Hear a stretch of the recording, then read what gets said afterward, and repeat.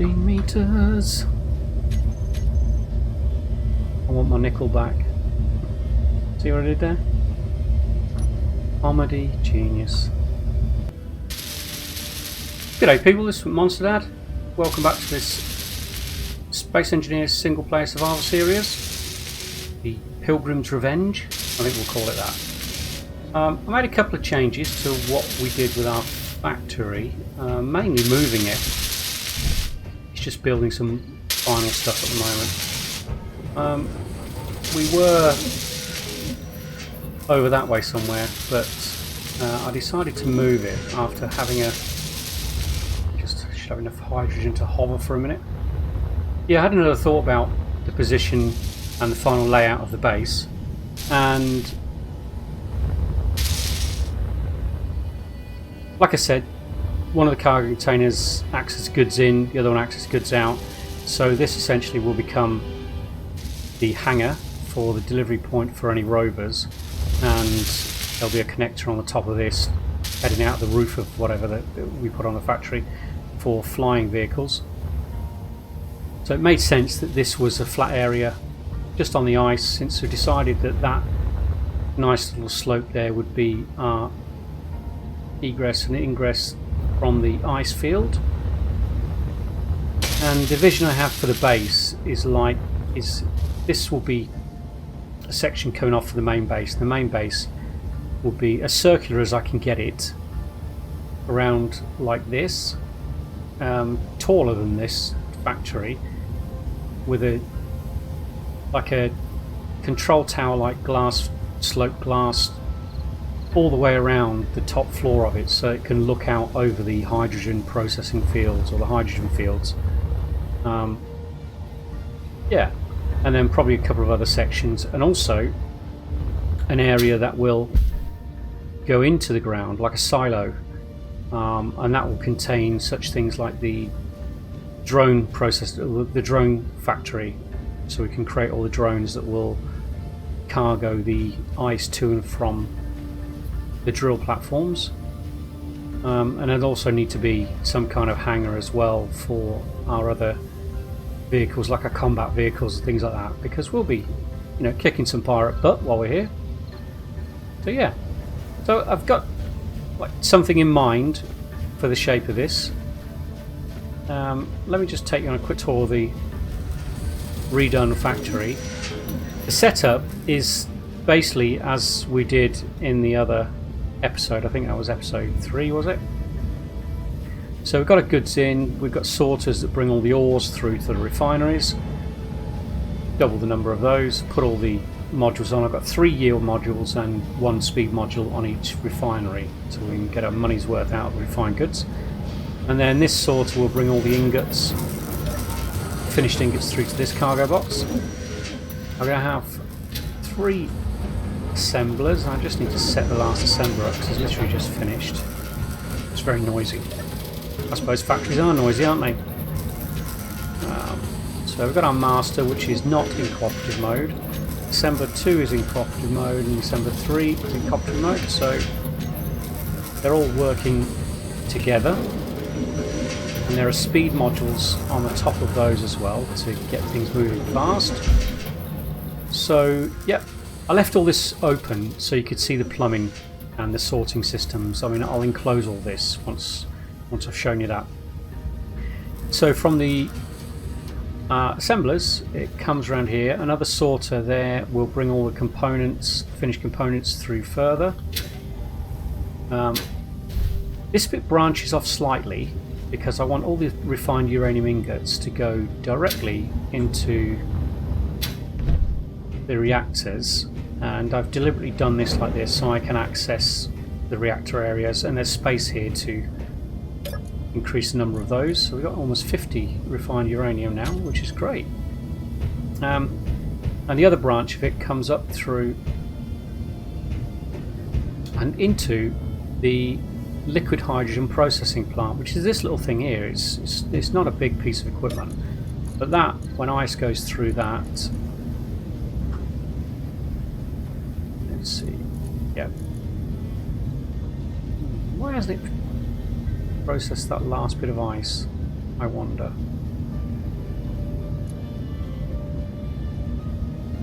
almost like it's glitching, isn't it? And it goes into a hydrogen evaporator, which looks exactly like the old O2H2 generators. I wonder if it's because this is full and it's not pushing that through any further. Where is it on here? Hydrogen evaporator. No, that doesn't get full, does it? It's not a hydrogen tank. Hydrogen tank is slowly filling up. I'll have a look at that in a bit more depth at some point when I put some more ice into it. And then the plumbing goes back under here and up into our hydrogen gas tank, which is, like I said, slowly filling up. And again, I have access to these over here. And then finally goes back through a final sorter, which stops any ice coming through here. But make sure all the other stuff, finished goods, goes through to our goods out container, which is getting nice and full now. Well, getting nice and full, it's almost empty, but it's getting some components through to it, which is great. In fact, I don't really need this on me.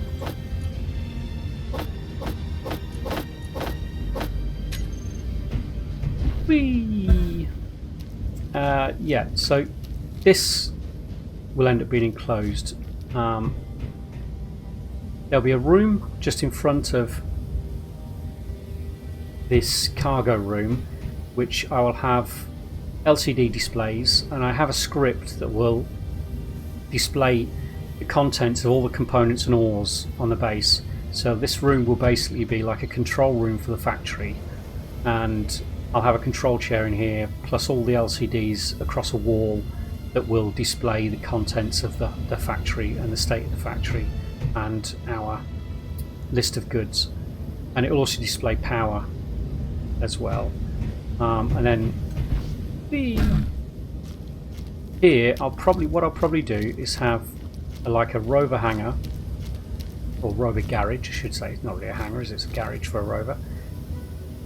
Just here, that will connect to a connector that will deliver stuff to the goods in cargo container.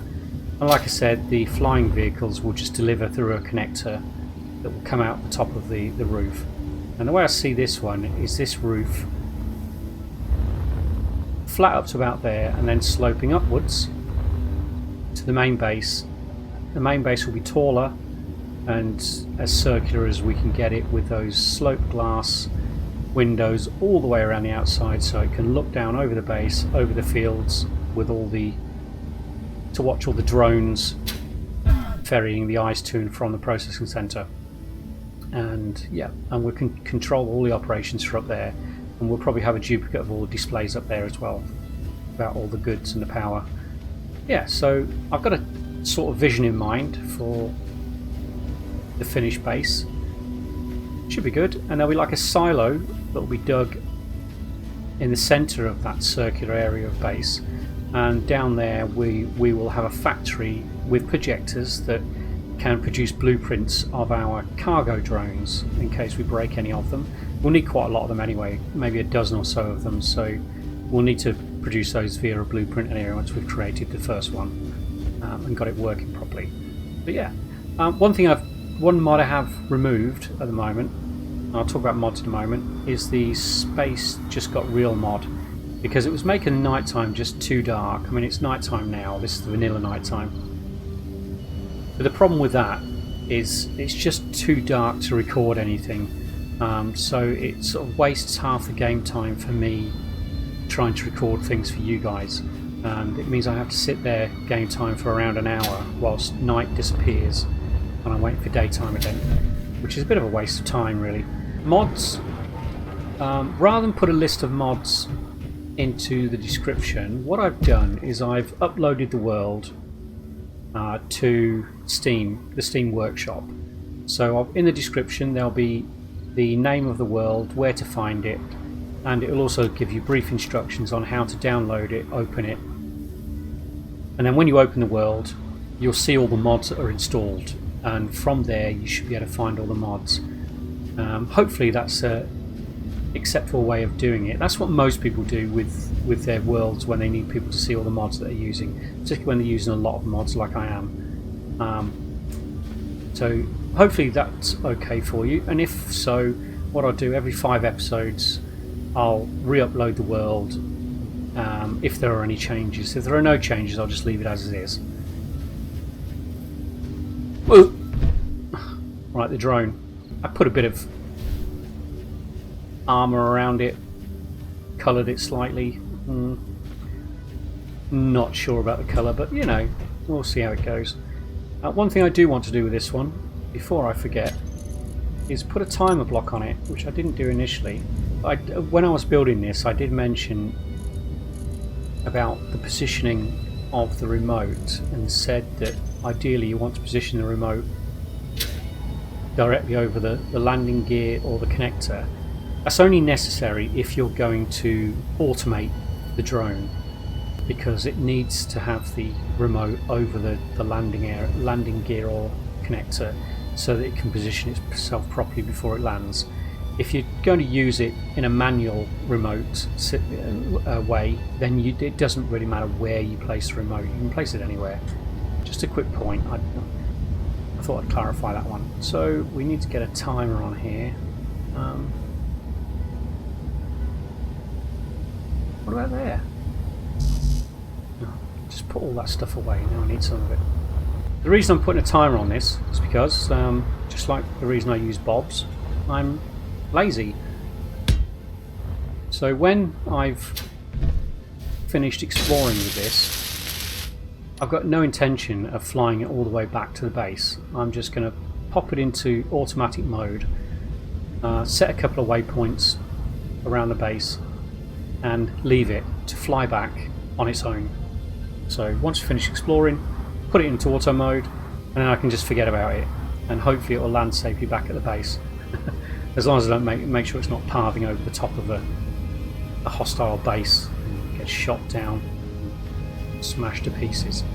So yeah, so I'll show you how to set that up actually, but first I wonder if we can see the resources at night like this.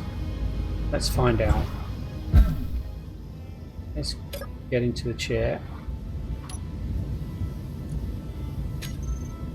grab hold of Recon 1. I won't set the timer up just for the moment. I've got a couple of other things I need to do before I can do that. Engines on, lights on, landing gear unlocked. In fact, let's lock the landing gear. What I want to do is decide where we're going to park this thing when it comes back. So I was thinking somewhere a little bit away from the base. It's going to be a little bit safer. I'm not sure if you can hear it, but there's a huge storm blowing outside my window. We're in storm season here in Queensland in Australia at the moment. There's a cyclone off the Queensland coast. And for those of you in the northern hemisphere, a cyclone is a hurricane. It just rotates the opposite way.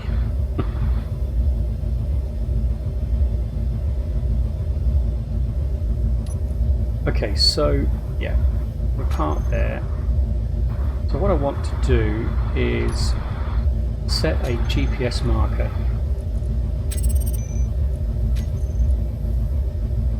Recon 1 landing zone, let's call it that. Then what I'm going to do is set another GPS marker. Oh.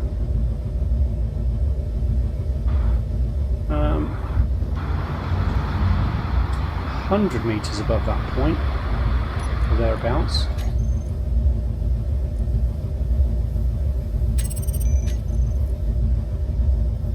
Recon 1.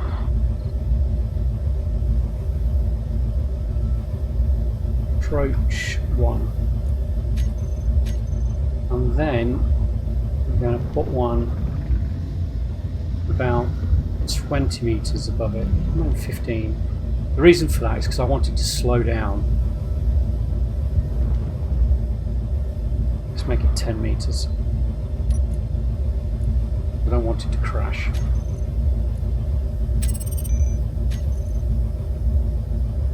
Recon 1,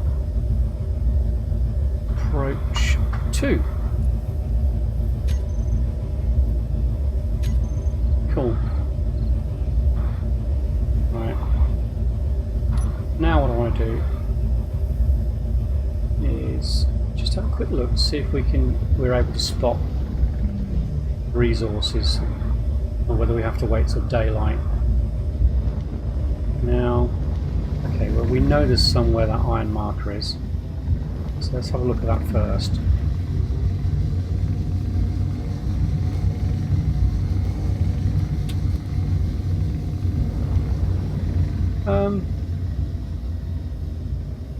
Yeah, it's reasonably clear, but then we know we're looking for it, don't we? Let's head over this way, see if we can see some. Very slow acceleration and deceleration on this because we only put one thruster in each of the directions. Oh yeah, there's some there. Let's switch on the ore detector, see if it finds anything. Silicon.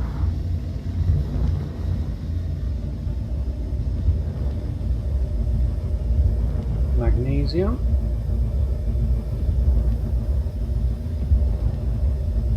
Very 10 meters above. I think that's close enough, isn't it? So what we got? Silicon, magnesium, iron.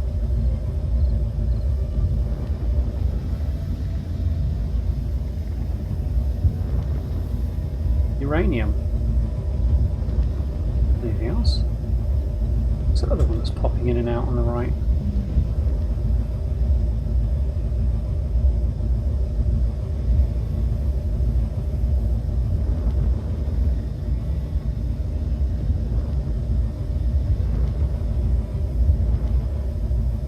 Yep, so what do we got? Silicon, magnesium, uranium, and there was iron there as well, wasn't there? Oh, it's a rock, the iron.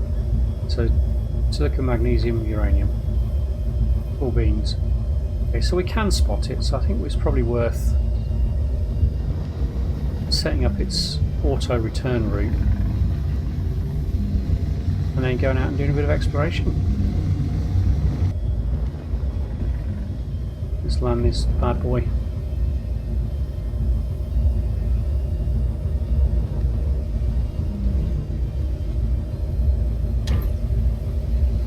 Perfect. Let's jump out of that.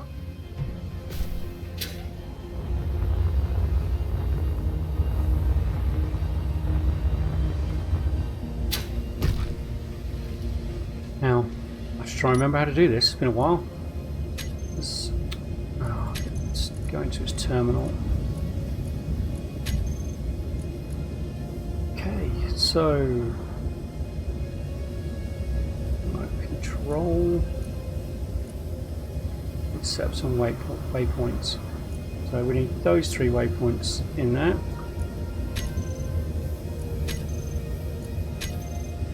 And that one needs to be move up. So approach 1 is at 100 meters, approach 2 is around about a 10 meter zone, and then landing.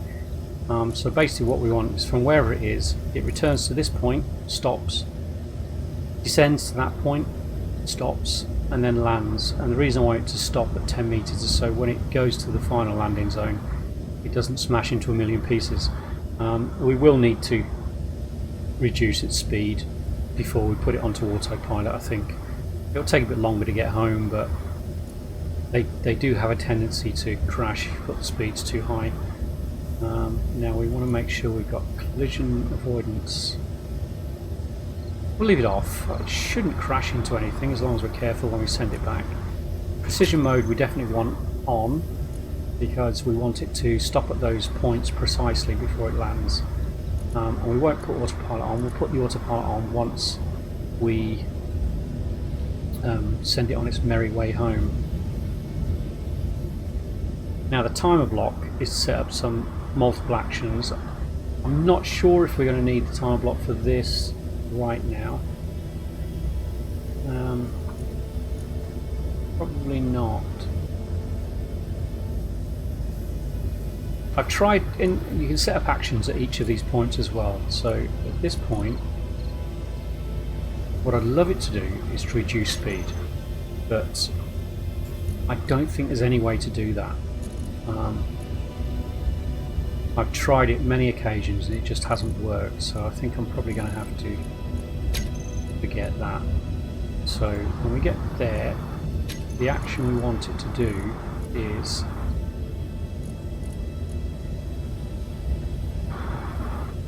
the auto lock's going to be on, so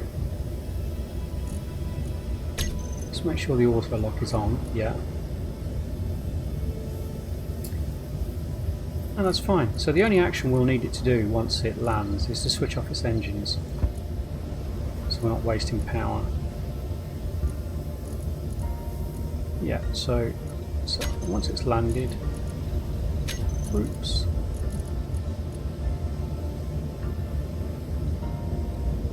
toggle off. So it should land and then switch off its engines. It says hopefully. Before we set it home, like I said, we're just going to remember to reduce its speed. I'd say probably down to about 30 meters a second, and then that should be good. Okay, well, in that case, we probably don't need the timer block on it, but I'll leave it on there in case we do need it. Where's our base? Oh, there it is. So let's do some reconnaissance, shall we?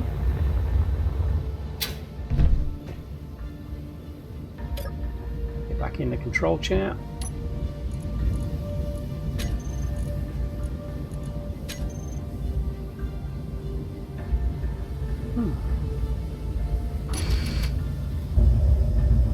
Engines are on. Lock off. Let's check around the ice first.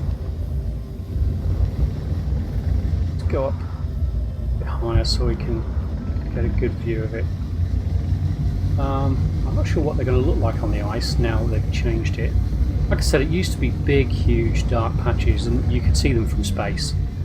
Now it's still over an area. Look at that. See the little dark patches?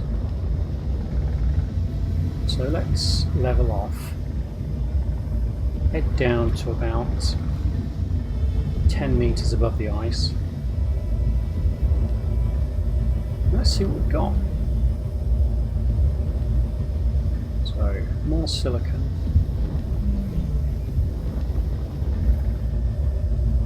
More uranium. Okay, so let's head to our landing leg. What I want to do is get directly over one of the deposits. Go for the silicon first. So we're 12 meters above. It's 24 meters down, so it's about 12 meters down below the surface. So we go to GPS, new silicon, I'll call it 15 meters. We've got silicon at about 15 meters below the surface there. Let's head over to the uranium. I'm not going to mark all the silicon, as long as we've got one on there, that's all that matters initially. So we've got uranium at about, call it 40 meters.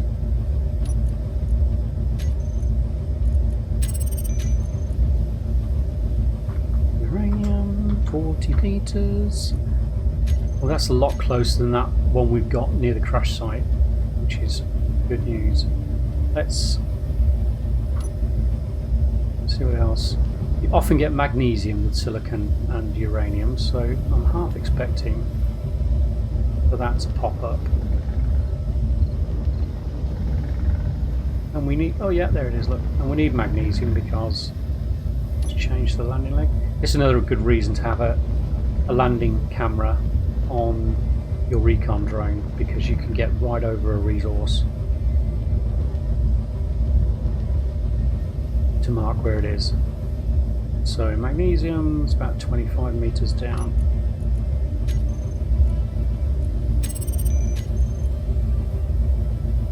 Magnesium, 25 meters. And then once we dig these, we'll just mark them as a mine. Let's go back to that one. See if we can find some other resources. I'd like to look on the ice first, because we need to dig ice as well, so... kills two birds with one stone. We can mine ice and mine our way down to some resources as well. Anything that makes life easier. Any more? Any more? There's got to be more. Is that some there? Yeah, that's some, isn't it? Let's see what we've got here. Level off. Send. Oh, silver. Gold. Nice.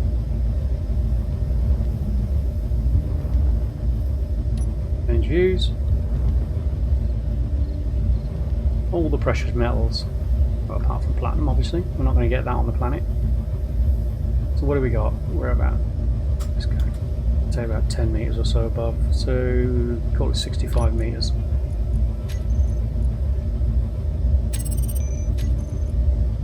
Now, silver is AG, isn't it? And gold's AU.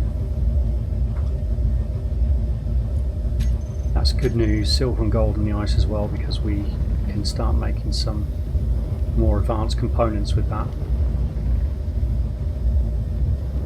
So far, so good. Magnesium, uranium, silver, gold. Come on, where are you? Here we go. Call it 40 meters. Now, I'm not going to bore you with all this GPS marking all the way through. Gold's AU, isn't it? I just wanted to show you how I do it. And then what we can do is do a bit of exploration, and what I will probably do is just mark resources and then go back off camera and find out exactly what they are. What do we got for fuel? 7 hours or so. Okay, we're doing good with fuel. That's weird, isn't it? Weird little glitch. The other useful thing for this, well, another thing this is useful for is collecting unknown signal probes. As long as it's not one that flies off when you approach it. If it's not one of those, then you can just clamp onto it with your landing gear and bring it back. It's not a patch. Is that a patch or not? Now I'm going to find out. I don't think it is it? Whee! No, it isn't.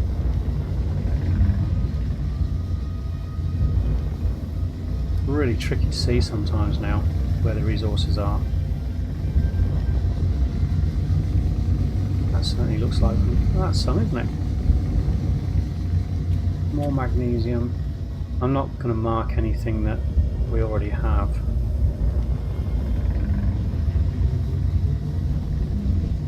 Oh, nickel. We need nickel, don't we?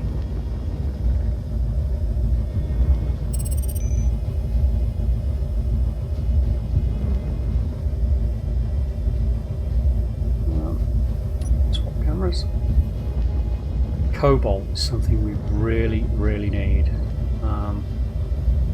as well. What's that about? Call it 15 meters, shall we? Nickel, 15 meters. I want my nickel back. See what I did there? Comedy, genius. Magnesium and silica, I won't mark those. What else do we have? Come on, cobalt my bones. Load here as well, isn't there? Is that all the same sort of stuff? Yeah. It's just an extension of that patch there, isn't it? In general, you normally only have 3 resources per resource patch. So if you found 3, you don't need to keep searching that particular one. Go up a bit so we can see something else. Be nice in these flat areas because for the vertical miner that's so much easier. There's some resources. Swoop down, check it out. Iron. battery. Cobalt. Yes.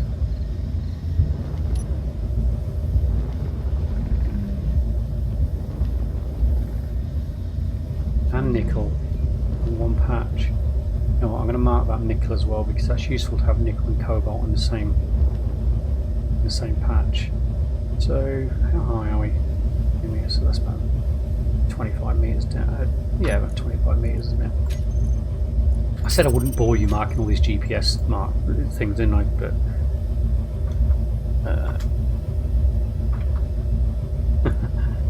let me just mark this cobalt and nickel, and once we've got those, actually, what else do we know? I'm not sure if there's anything drastically important that we need after that.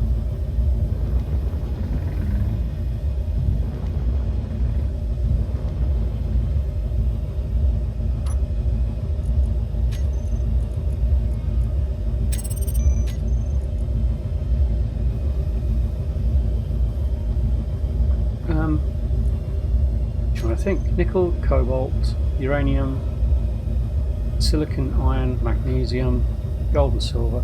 You know what? I think we've got everything we need. Regards to that, that was very fast. Wow. I really didn't expect to find everything so fast. One thing I did is I don't know if I'm sure if I told you this last time or not. I turned on the planetary crash ships again because now that we've sort of got established, and sorry, I'm just trying to speak and think at the same time again. Can't do two things at once. Now we've got ourselves pretty well established and we've got plenty of resources around here. I think it would be quite interesting to come across the planetary crash ships, and also for the roleplay value of the game. I mean, we're supposed to be on a heavily pirated area of space. It would make sense that any ships coming through the area would suffer the same fate as the Pilgrim's Pride and come crashing down to the planet. So yeah, I think it makes sense to switch it back on now. Forget my camera panning. Oh, I love that mod. Love that mod. With these mods, the planetary installations, planetary crash ships, etc., you need to travel round about 6k away from your starting point before they start spawning. Now, starting point, I'm not sure they mean the crash site, because roughly where we started on the planet, or whether we've set up our base. So what I'm planning on doing now, as I recall, on our way down, free falling after jumping out of the Pilgrim's Pride, this was a fairly big flat area around here. So I think if we just head on up a bit, I think to maybe 1,000 meters or thereabouts, give us a good wide view, and just head out, make sure that we are 6 kilometers at least away from this crash site, and let's see if things start spawning in.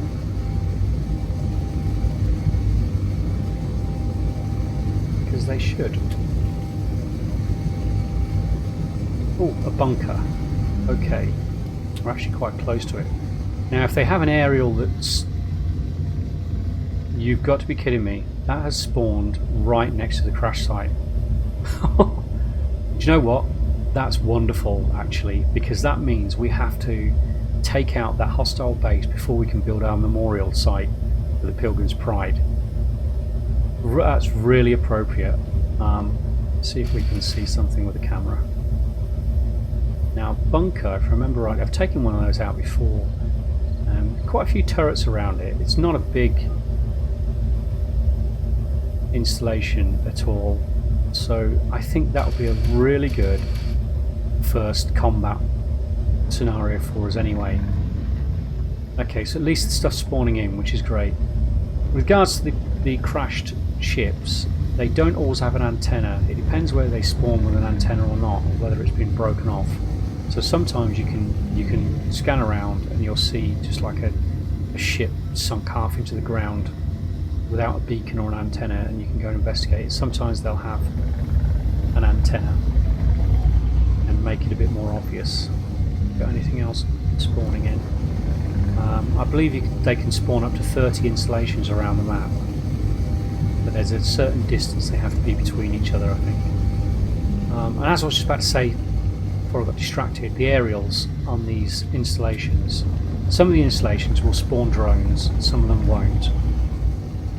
That one doesn't, but they will start spawning drones, I believe, if you're within 6 kilometers of the installation. So had that been a drone spawner, that could have been quite disastrous actually, because we were within 6 kilometers of it. It would have spawned a couple of drones that would have chased us down, probably all the way to the base, and we have no defences at the moment.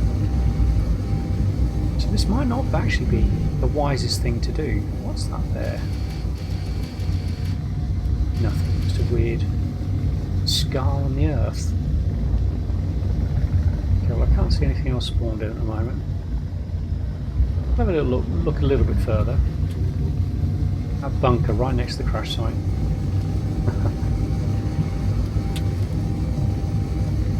That's cool. I'm really glad about that. That's going to make me really interesting to get that memorial there.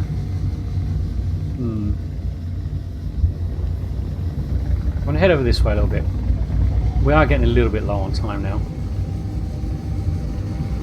So what I intend to do, I want to have time to put this into auto mode and send it back, and that'll take a few minutes to get back to us. Slower speed, but what I can't have is it path too close to that base. Do you know what I should have done? I should have put that first approach marker at about 500 meters above the ground, or about a kilometer above the ground I should say, because that way any pathing back would probably take it above any hostile installations. So we've got to make sure there's no mountains in the way as well, don't we?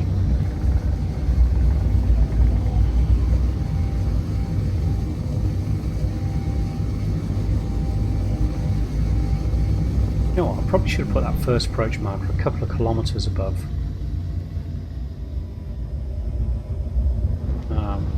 the base. That way we could have avoided mountains as well. Brought it up to about 2 kilometres, put it into auto mode, and then let it go. Let's do that. Either it will work or it won't. I never took a blueprint of it. Fiddlesticks. Oh, let's do it. Let's go for it. We'll put it into auto mode and we'll see what happens, shall we? It should kick me out once I put it into auto mode. So what I'm going to do is reduce the speed to about 30.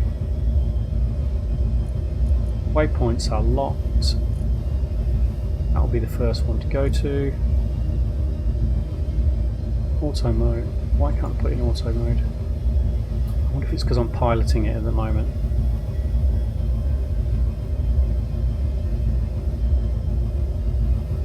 The reason I don't want to put collision avoidance on is because I wanted to land. If you have collision avoidance on, it'll try to avoid the landing gear hitting the ground. Okay, good. Alright, I think I need to exit control of it. Now, if we go into its terminal, go down to the remote. It's the antenna, not the remote. Remote control, Recon 1, autopilot. Now, Recon 1 should be on its merry way back to us. Can we see it? There it is.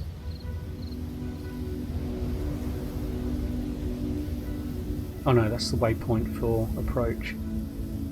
We should be able to see its antenna. Where's its antenna? There it is. 11.13 kilometers away and closing. Okay, so it's coming right over the top of that bunker. Let's hope it doesn't decrease its height before it gets there. It's going to take a little while. Okay. I might have to do the result of that at the beginning of the next episode, because we're pretty much running out of time now. Oh, what's this over here? 3 kilometers away. Civilian Renaissance. There are actually 2 contacts over there, aren't there? That's red hostile because when you put these mods on like this, and particularly the exploration enhancement mod, or the enhanced exploration mod, I can't remember what the name is, which is one of the ones we'll put on when we get into space. You do need to set yourself up your own faction, so we'll do that now. So let's create one. Tag needs to be 3 letters, so we'll call it, no, let's call it Dad.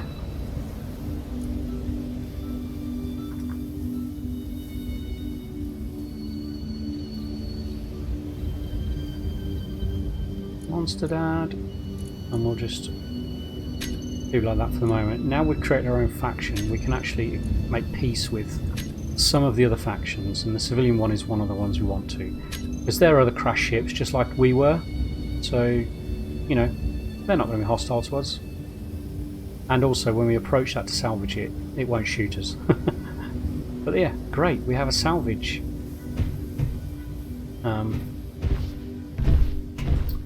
target there as well now. Cool beans. We'll leave that for now. What I want to do is just gather some of the resources first. So the next episode, I've been threatening to do this for a while now as well, we're going to build a miner. That is the absolute priority for the next episode. And like I said, my preference is vertical miner, so we'll build that. Where's recon? Recon 1. Just over 10.5 kilometers. Well, that's going to take a while. Yeah, I'll make sure I start the next episode before that arrives, and we'll see what happens. What we might do is go into spectator mode as it goes above that bunker, just to see if it's too close to it and it gets shot. Perfect. Okay, brilliant. Alright, we'll call it there again. Once again, thank you for watching, and please press that thumbs up button if you enjoyed the episode, and feel free to leave a comment. I always like to see the comments from people, and I'll always reply. May not be immediately, but I certainly will reply. I'm in a slightly different time zone to a lot of people, being down under. And please subscribe if you haven't already, and join the ever-growing circle of subscribers for the channel. And I will see you all next time. Later!